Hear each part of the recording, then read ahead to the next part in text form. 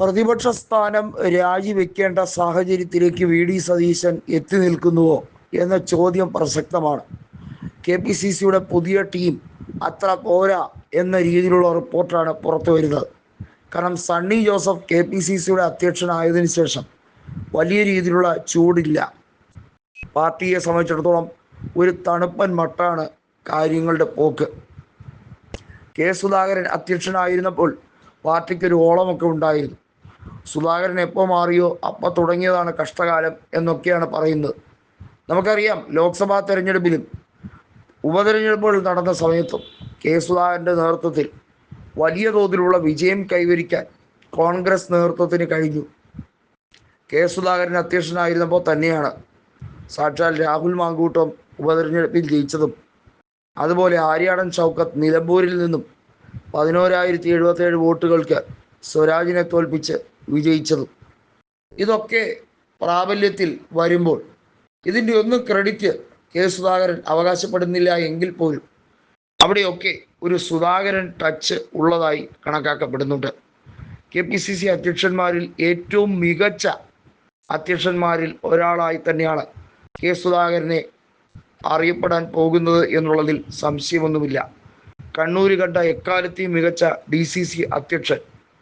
പ്രതിരോധം തീർക്കാനും സ്വന്തം പ്രവർത്തകരുടെ മനോധൈര്യം വലിയ തോതിൽ ഉയർത്താനും അവർക്ക് മൊറൈൽ ബൂസ്റ്റ് നൽകാനും കെ. സുധാകരനോളം മികച്ച ഒരു നേതാവ് ഇല്ല എന്ന് തന്നെ പറയാം.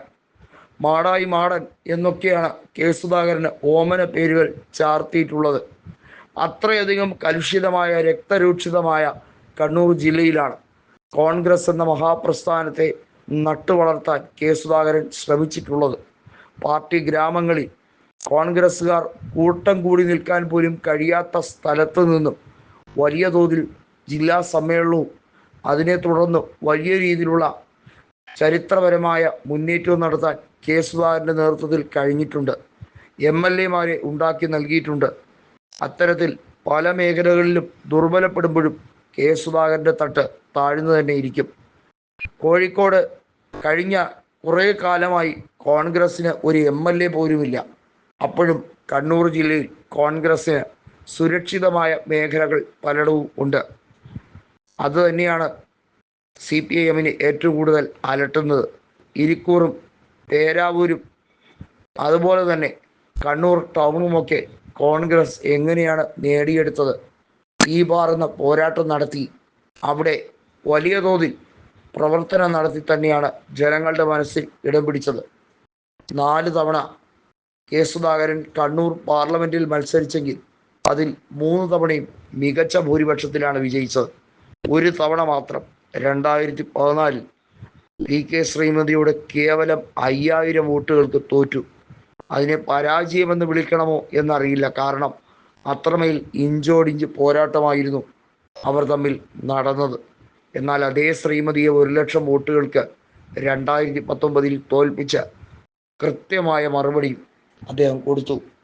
കെ. സുധാകരനെ തിരിച്ചു വിളിച്ചു കോൺഗ്രസിനെ രക്ഷിക്കൂ എന്ന വലിയ തോതിലുള്ള സ്വരം പല സ്ഥലങ്ങളിൽ കേൾക്കുന്നുണ്ട്. എന്തായിരിക്കും ഇനിയുള്ള ദിവസങ്ങളിലെ അവസ്ഥ എന്നത് ചിന്തിക്കുന്നതിനും അപ്പുറത്തേക്കാണ്.